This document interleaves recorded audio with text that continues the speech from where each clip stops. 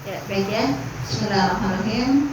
Assalamualaikum warahmatullahi wabarakatuh. Waalaikumsalam warahmatullahi wabarakatuh. Alhamdulillahilladzi an'amana bi ni'matil imani wal islam wa nusalli wa nusallimu ala khairil anam sayyidina Muhammadin wa ala alihi wa sahbihi ajma'in, amma ba'du. Alhamdulillah, kita bersyukur kepada Allah Subhanahu wa taala yang telah membimbing kita semua sehingga saat ini kita masih dalam keadaan iman dan Islam. Mudah-mudahan keimanan kita, keislaman kita Allah jaga ya, sehingga sampai saatnya nanti kita kembali kepada Allah, kita menjadi orang yang husnul khotimah ya. Salawat serta salam semoga senantiasa tercurah kepada Nabi kita Nabi Muhammad Sallallahu Alaihi Wasallam beserta keluarga dan para sahabatnya yang alhamdulillah berkat jasa beliaulah ya, kita hari ini mengenal Islam, hari ini kita beriman, hari ini kita kenal dengan Al-Quran. Insyaallah itu salah satu jasa Nabi Muhammad SAW. Alhamdulillah dan terima kasih tadi sudah dibacakan beberapa ayat yang akan kita tadabburi bersama ya. Tadi dimulai ayat 58 ya, lanjutan dari kemarin. Nah, ayat ini masih bercerita tentang kisah Nabi Musa ya bersama kaumnya yang di sini banyak nawar ya, banyak ngeyel gitu ya. Jadi karakternya mereka tuh seperti itu. Disuruhnya apa nawar, disuruhnya apa ngeyel gitu kan. Nah, inilah memang tabiatnya seperti itu. Nah, kita masih membahas tentang kaumnya Nabi Musa itu Bani Israil. Kita baca dulu. Bismillahirrahmanirrahim. Wa id qulna dkhulu, dan ingatlah ketika kami berfirman, masuklah hadhil qaryah, ke negeri ini, yaitu di Baitul Maqdis. Fakulu minha, maka makanlah berbagai macam ya makanan yang ada di sana. Haitsu syi'tum, sesukamu, rogodan, dengan nikmat. Wadkhulul baba sujada wa qulu hittatun naghfir lakum khotoyakum. Wadkhulu, dan masuklah bab ya, baba sujada wa qulu hittatun naghfir lakum khotoyakum. Ya, jadi ini umatnya Nabi Musa yaitu Bani Israel disuruh untuk memasuki satu negeri ya. Jadi wa id qulna dkhulu hadhil qaryah, dan ingatlah ketika kami berfirman masuklah ke negeri ya ini, yaitu yang dimaksud dari Baitul Maqdis ya. Fakulu minha, maka makanlah berbagai macam makanan yang ada di sana. Haitsu syi'tum, sesukamu. Jadi ini begitu banyak nikmat Allah ya. Setelah kemarin kita bahas bersama ya, mereka ngeyel dengan perintah-perintah Nabi Musa, lalu Allah tetap kasih sayang ya. Setelah disesatkan berapa hari kemarin, 40 hari 40 tahun, 40 hari ya disesatkan ya, karena tidak mengikuti perintah Nabi Musa ya, disuruh memerangi sekelompok orang yang buat kerusakan gitu kan, tapi malah nyuruhnya Nabi Musa dan Tuhannya berperang, kan nggak sopan gitu ya. Tapi setelah dihukum dan Allah terima lagi taubatnya gitu ya. Nah, di sini Allah memberikan satu kenikmatan lagi, yaitu untuk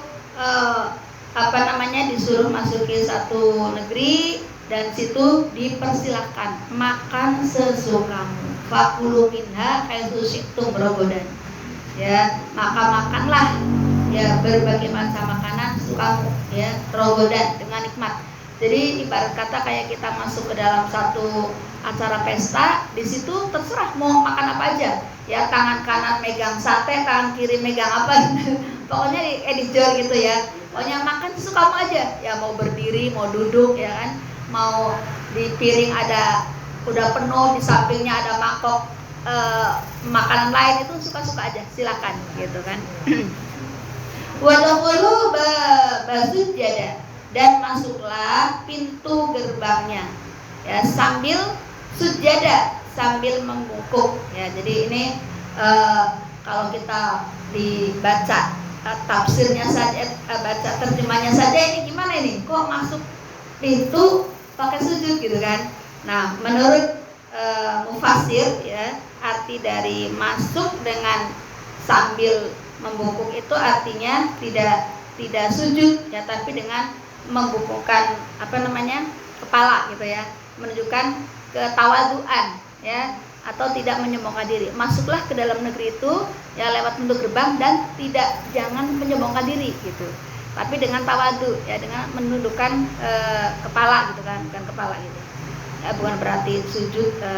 Gimana kalau masuk gerbang dengan sujud, kan pastinya nggak bisa gitu ya. Tapi artinya memasuki suatu negeri yaitu Baitul Maqdis tadi, ya, dan dengan menundukkan kepala atau tawadu, ya, atau merendahkan diri atau tidak sombong, tidak menyombongkan diri. Wa qulu hittatun naghfir lakum khotoyakum. Wa qulu, dan katakanlah, hittat, ya.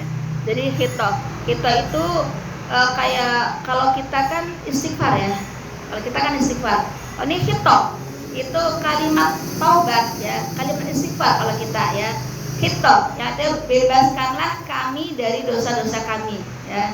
Jadi kaum Bani Israel disuruh oleh Allah masuk di satu kota dengan tidak menyombongkan diri sambil mengucapkan kalimat istighfar, ya, kalau kita, ya, kalimat taubat. Yaitu di sini kalau umatnya Nabi Musa, kata-kata taubat ini hittat, ya, yang artinya di sini bebaskanlah kami dari dosa-dosa kami, gitu ya. Dosa-dosa yang sebelumnya sudah kita bahas, dosa-dosa mereka, ya.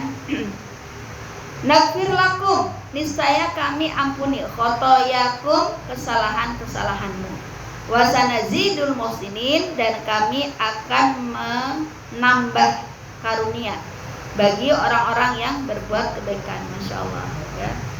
Jadi kalau kita semakin taat kepada Allah, Rasulnya, pastinya di sini Allah akan menambah lagi karunia-Nya, ya, dan juga akan memberikan kasih sayangnya bagi siapa? Muhsinin, ya, bagi orang-orang yang berbuat kebaikan, ya, berbuat baik dengan cara ihsan, ya. Ihsan itu artinya berbuat suatu seakan-akan kita melihat Allah, ya. Kalaupun tidak melihat Allah, tapi Allah pasti melihat kita. Itu arti ihsan, ya. Jadi ihsan itu melaksanakan suatu seakan-akan kita melihat Allah itu. Tapi kalaupun kita tidak melihat Allah, pasti Allah melihat kita. Itu ihsan namanya. Itu ayat 58, ya. Nah, masuk ke 59. Fabaddalal ladzina, lalu orang-orang yang zalim mengganti, ya, fabaddalal ladzina zalamu, ya. Lalu orang-orang yang zalim mengganti qaulan, ya, perintah. Yang tadi kan diperintahkan mengucapkan kalimat apa tadi?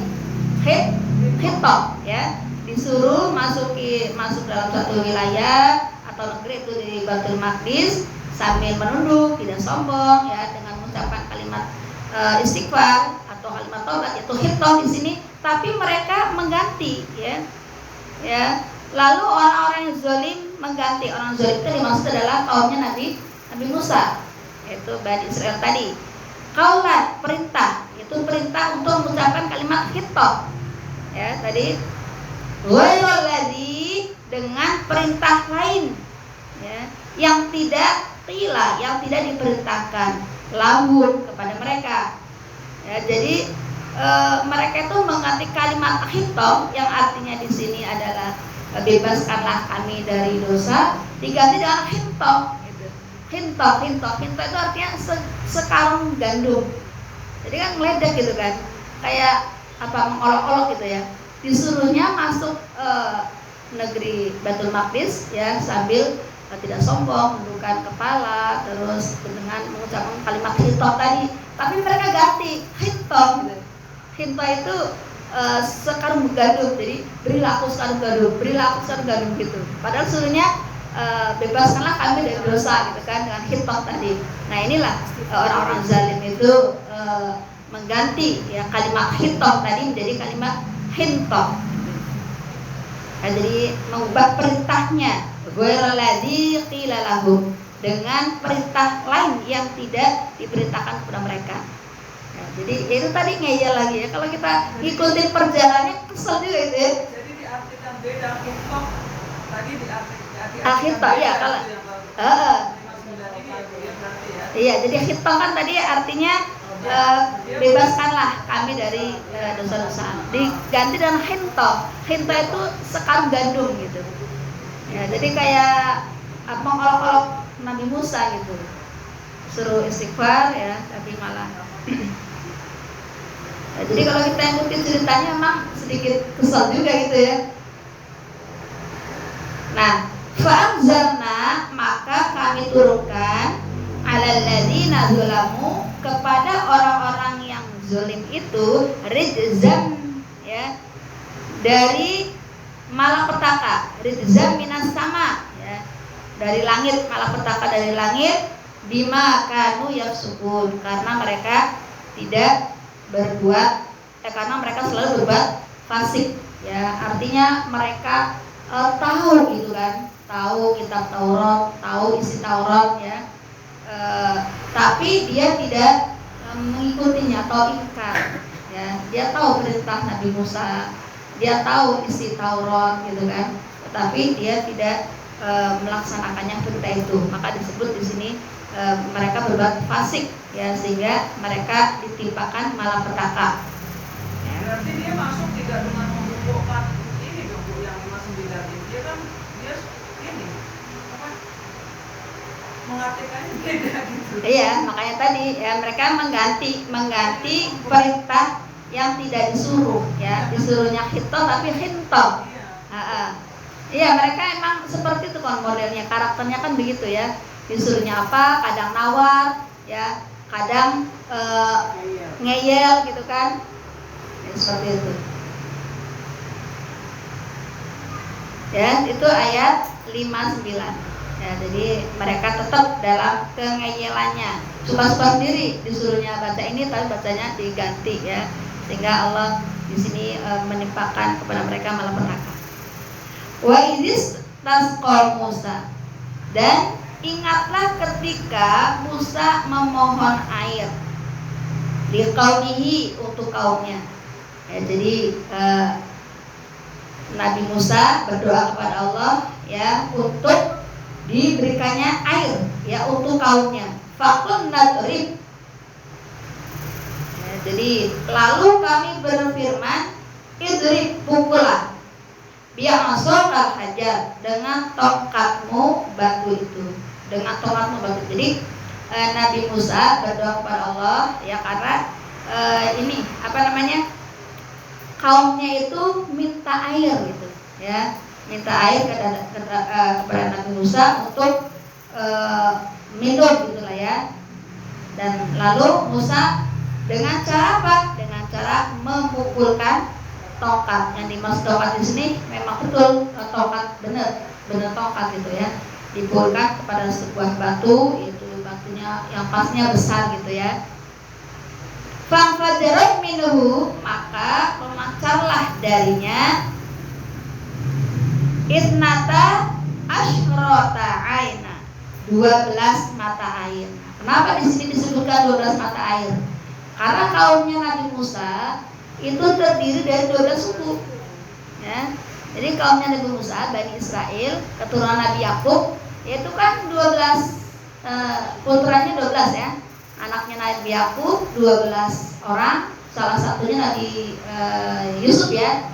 Nah, itu dari 12 orang anaknya Nabi Yakub berkembang biak gitu ya. Nah, itu 12 menjadi 12 suku. 12 suku itu masing-masing satu suku satu titik air. Qad alima kullu unasim masyrabahum. Setiap suku telah mengetahui ya, tempat minumnya masing-masing. Jadi 12 suku tadi yang mereka adalah keturunan Nabi Yakub ya, 12 suku tadi sudah tahu tempat minumnya sendiri-sendiri. Suku A, oh tempat ini di sini gitu. Jadi masing-masing sudah tahu, nggak berebut ya, karena masing-masing pemimpin sukunya sudah menginformasikan ya ke kaumnya bahwasanya ini suku ini di sini, suku ini di sini gitu. Jadi seperti itu. Ya. Kulu washrobu, makanlah dan minumlah. Jadi setelah diberikan air, dipancarkan air ya 12 titik sesuai dengan jumlah sukunya, maka kata Allah kulu washrobu, makanlah dan minumlah ya. Jadi kalau biasanya kan kalau kita makan memang nyarinya air ya, betul ya. Kalau kita makan pasti bersanding dengan air gitu kan. Jadi kulu washrobu, makanlah dan minumlah, mirizkilah, dari rizki yang diberikan Allah. Wala ta'tsaw fil ardi mufsidin, dan janganlah kamu melakukan kejahatan fil ard, di bumi, mufsidin, dengan berbuat kerusakan. Masya Allah ya. Jadi Allah luar biasa gitu ya. Jadi dia ngeyel ya, Allah ampuni, dia ngeyel lagi, Allah ampuni lagi, berikan nikmat-nikmatnya gitu kan. Jadi di sini wala ta'tsaw fil ardi mufsidin, dan janganlah kamu melakukan kejahatan di bumi ya, dengan berbuat kerusakan. Padahal di beberapa perjalanan tadi begitu terus kan ya, nurut ingkar lagi, nurut ingkar lagi gitu. Tapi begitulah Allah Maha Rahman dan Maha Rahim ya, dan kita bisa ambil hikmahnya ya. Ada satu contoh yang luar biasa ya, kesabaran yang luar biasa ya, yang ada pada diri Nabi Musa ya, menghadapi kaumnya yang begitu ngeyel, tapi terus sabarnya terus berjalan, terus sabar, nggak putus asa, udahlah udah amat lah, pasti ntar gitulah gitu ya kan, gitu kan. Kalau kita nggak harus seperti itu, kemarin juga begitu kapok gitu kan. Tapi kita ambil hikmahnya di sini, begitu sabarnya Nabi Musa dalam menghadapi kaumnya yang sangat ngeyel gitu ya. Ayat 61. Wa id qultum ya Musa, dan ingatlah ketika kamu berkata wahai Musa. Jadi ini lagi ya, mengingatkan lagi kepada Bani Israel. Bani Israel yang ada pada zaman Nabi Musa, yaitu di Madinah ya, bahwasanya orang-orang keturunan nenek moyang kamu ya, nenek moyang kamu itu berkata ya Musa, berkata kepada Musa, lan nasbiru ala ta'am, kami tidak tahan ya, wahidin fad'u lana rabbak, makan dengan satu macam makanan saja, maka mohonkanlah untuk kami kepada Tuhanmu. Nah, ini nggak sopan gitu ya, sudah dikasih ya nunjuk ya bahasanya ya, sebelumnya dikasih manna wa salma ya kan, manna wa salwa gitu kan, tapi dia nggak cukup lah cuma satu macam, itu cuma dianggapnya satu macam gitu. Nah di sini fad'ulana rabbak, maka mohonkanlah kepadaku ya, maka mohonkanlah untuk kami kepada Tuhanmu. Kenapa bilang Tuhanmu? Padahal kan kalau dia beriman ya Tuhan dia juga gitu kan. Tapi begitulah emang apa ya? Ya kan. Jadi kalau misalnya maka mohonkanlah untuk kami kepada Tuhan kita, ini kan bisa lebih ini ya, ini kepada Tuhanmu. Jadi seakan-akan dia tidak mau, nggak termasuk menuhankannya gitu. Nah inilah orang-orang Bani Israel seperti ini ya. Jadi yukhrij lana, agar dia memberi kami mimma tumbitul ard, apa yang ditumbuhkan bumi ya. Jadi kemarin di ayat berapa itu ya, sudah Allah berikan manna wasalwa, tapi di ayat ini dia katakan cuma satu, itu satu jenis gitu kan.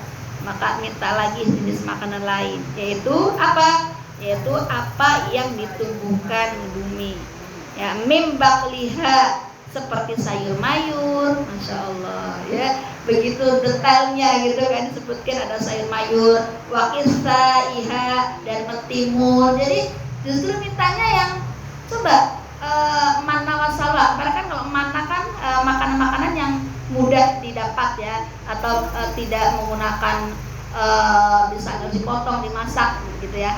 Arti mana kemarin ya, yang contohnya madu gitu tinggal langsung dikonsumsi gitu kan.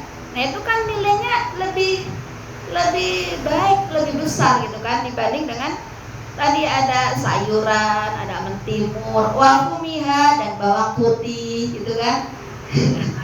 Ya, wa adasiha dan kacang adas yang pernah umroh ya, pernah haji ya mungkin bisa sudah melihat langsung atau bahkan mengkonsumsi ya kacang adas ya. Wa basoliha dan bawang merah. Nah ini yang diminta mereka. Padahal kemarin sudah dikasih manna wa salwa ya, tidak madu ya, salwa itu jenis burung-burung ya, burung-burung yang bisa dikonsumsi ya.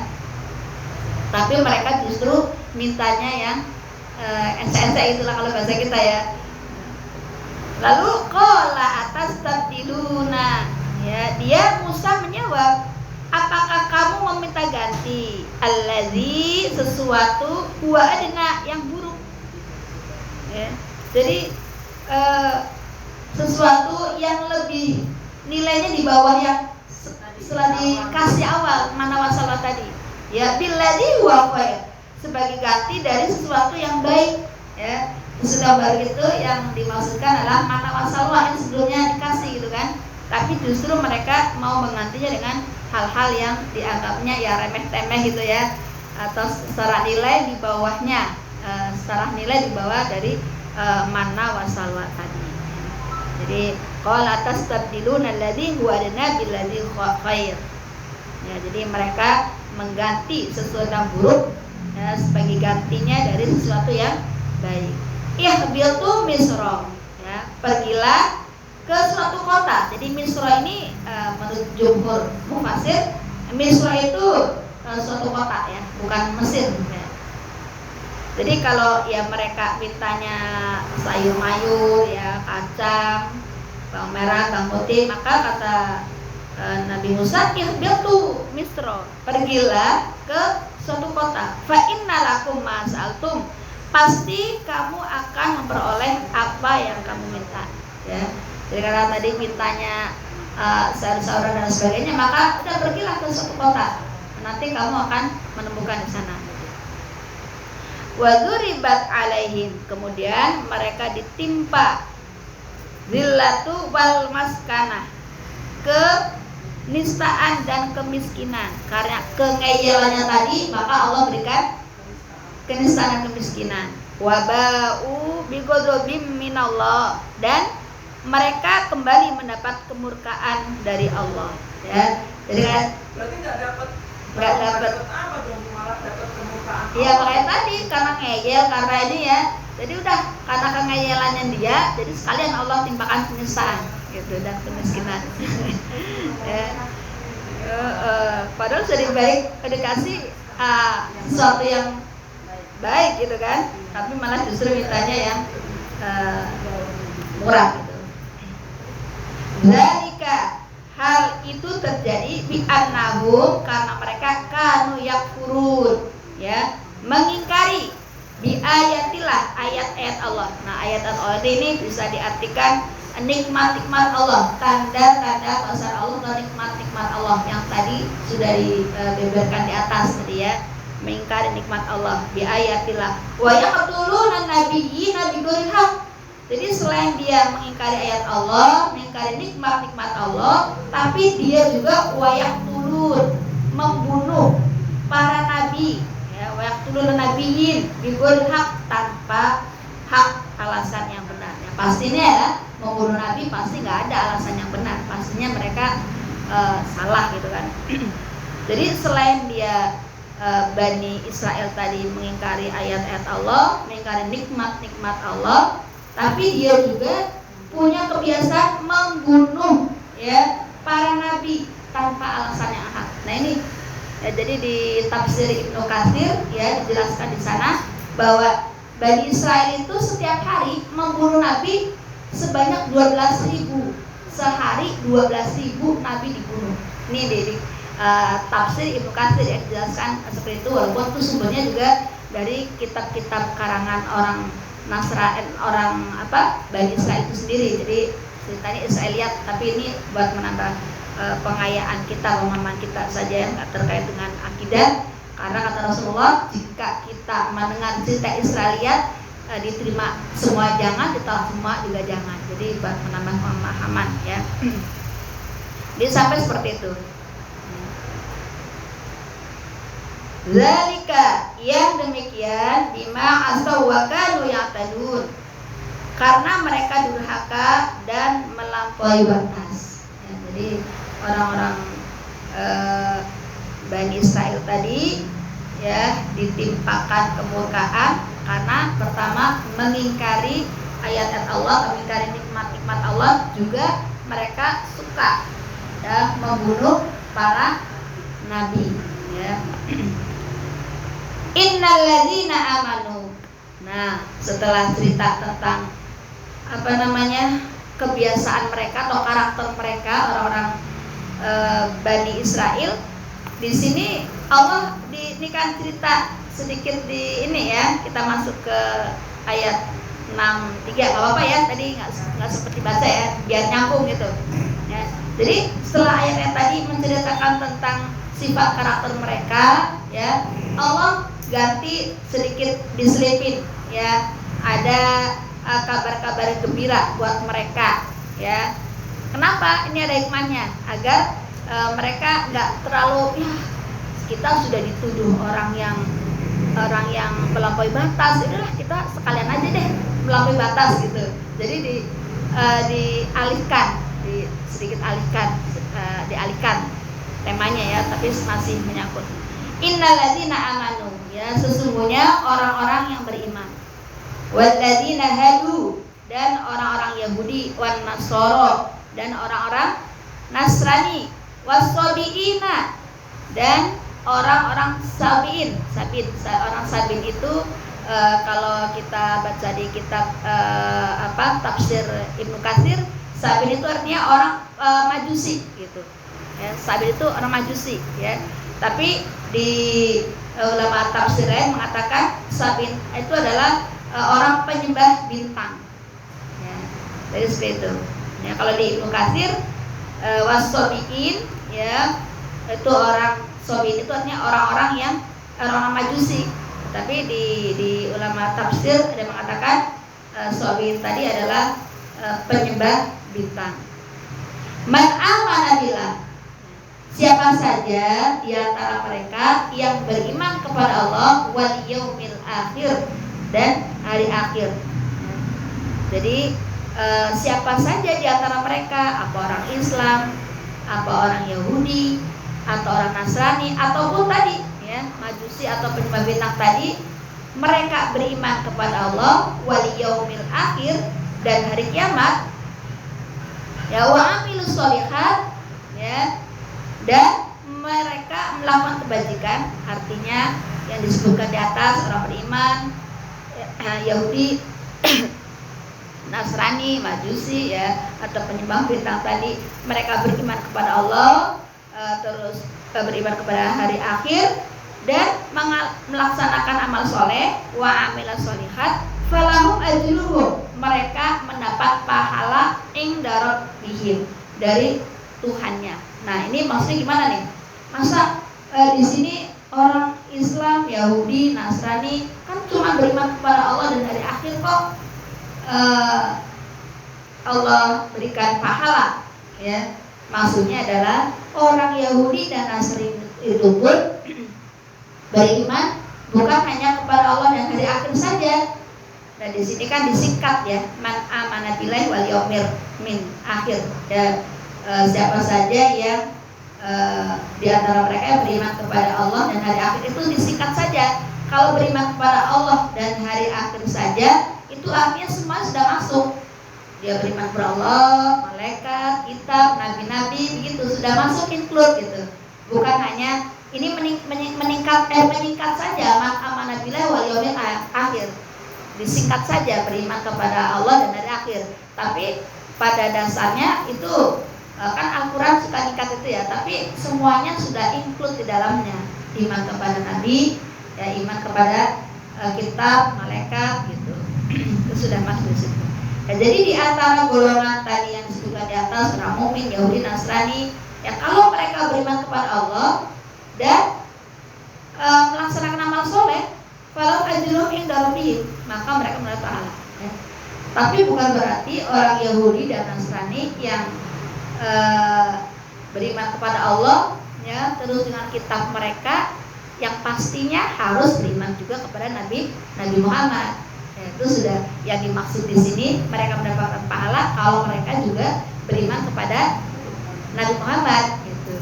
Jadi setelah Nabi Muhammad diutus, ya sudah nggak ada lagi yang diikuti kecuali Nabi Muhammad. Ya, jadi sebutan mereka ahlul kitab, ya, tapi tetap secara akidah statusnya mereka kafir karena tidak menerima Nabi Muhammad, tidak mengakui Al-Quran. Ya, gitu. Ya, wala khaufun, tidak ada rasa takut, alaihim pada mereka, walahum, dan mereka tidak yahzanun, tidak bersedih hati. Ya, jadi kalau di antara golongan yang disebutkan di atas, orang mukmin, Yahudi, Nasrani, ya, Majusi, mereka beriman kepada Allah dan hari akhir. Artinya tadi ya sudah termasuk mengimani Nabi Muhammad, kitabnya, ya. Terus mereka juga beramal soleh, ya. Maka mereka diberikan kabar gembira, wala khaufun alaihim, tidak ada rasa takut ya pada mereka. Kalau rasa takut biasanya dengan hal-hal yang terkait dengan masa depan gitu ya. Jadi kalau orang yang imannya bagus gak akan takut dengan masa depan. Wah, ntar gimana nih saya, ntar gimana anak saya, bapaknya bentar lagi pensiun misalnya ya. Kan suka kita mendengar di masyarakat begitu ya, ya anaknya udah masih kecil-kecil, bapaknya udah mau pensiun, gimana nih, rasa takut itu muncul. Padahal wala khaufun alaihim, ya. Kalau mereka orang beriman dengan sebenar-benar iman, gak ada rasa takut tentang masa depan. Karena masa depan itu milik Allah, kita belum tentu nyampe ke situ gitu kan. Yang masa milik kita yang masa sekarang yang kita nikmatin sekarang. Ya, kalau masa lalu kan sudah kita tinggalkan. Masa depan kita belum tentu nyampe. Yang kita miliki adalah saat sekarang gitu. Nah, untuk masa lalu masa depan ya, di sini wala khaufun alaihim, ya. Tidak ada rasa takut untuk kedepannya kita nanti gimana, anak gimana gitu kan. Karena kita sudah berdiri ya di jalan Allah yang sudah menyerahkan semua urusannya kepada Allah. Jadi nggak ada was-was, nggak ada takut ya. Ntar anak gimana, belum masih kecil, belum sekolah, anak kakak-kakaknya pada kuliah, masa ini nggak kuliah, kan kadang ada pola pikir seperti itu gitu kan. Nah inilah perlunya peningkatan iman itu. Kenapa? Berarti dipertanyakan lagi keimanannya. Kalau dia imannya baik,